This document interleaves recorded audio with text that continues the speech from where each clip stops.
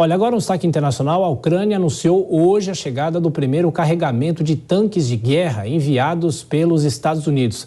O governo do presidente Volodymyr Zelensky não deu detalhes de quantos veículos já foram descarregados ou descartados, muito menos quando essas máquinas irão entrar em operação. O nosso editor de internacional, Marcelo Favalli, vem aqui aos nossos estúdios. Uma honra te receber aqui, Favalli. Quais são esses detalhes dessa situação da guerra que não acaba? Boa noite a todo mundo que nos ouve, que nos assiste. Uma honra é minha compartilhar esse palco aqui com a grife da notícia, Thiago Aberrage. É o seguinte, um dos elementos muito importantes da guerra é a propaganda. Então, muito cuidadosamente, a Ucrânia disse que recebeu tanques que foram cedidos pelos Estados Unidos, mas não disse quantos chegaram já em território ucraniano e muito menos quando eles vão entrar em operação. Para vocês terem ideia aí do impacto disso na guerra, tem umas imagens do tanque, eles em funcionamento, são gigantes aí de 63 toneladas. Estamos falando do Abraham M12. Não vou dizer que é o último modelo disponível no arsenal americano. Foram construídos em 1985, o modelo inicial. Ao longo desses últimos 38 anos, houve atualizações, mas os modelos enviados pelos Estados Unidos não são aquele último standard, né? Que continua ainda servindo ao exército americano, obviamente, mas devem fazer alguma diferença no fronte de guerra. Voltando aqui para mim, eu fiz um resumo para que a gente entenda o tamanho aí desse dinossauro, digo em questões de tamanho, no campo de guerra. Os primeiros números, eles não são muito animadores. Uma autonomia de menos de 500 quilômetros, ou seja, quando chega a 443, ele tem que parar para ser reabastecido com óleo diesel e uma velocidade de 67 km por hora. Tem muito carro de passeio que tem uma dinâmica muito maior.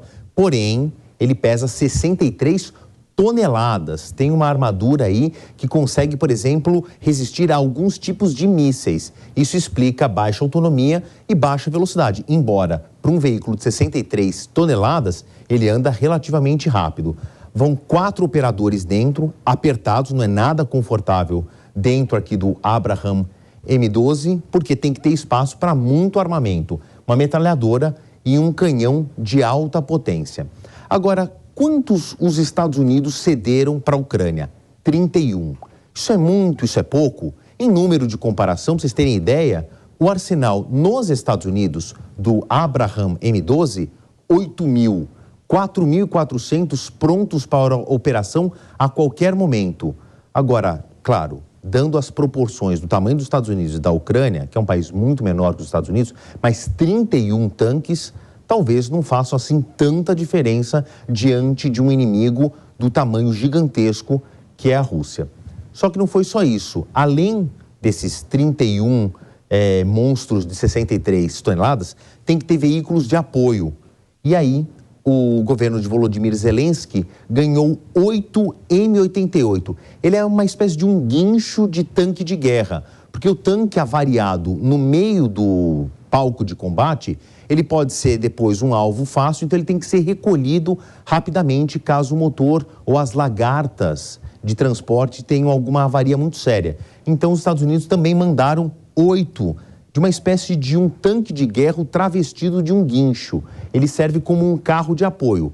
31 tanques e 8 desses elementos de apoio. Não é lá muita coisa, né?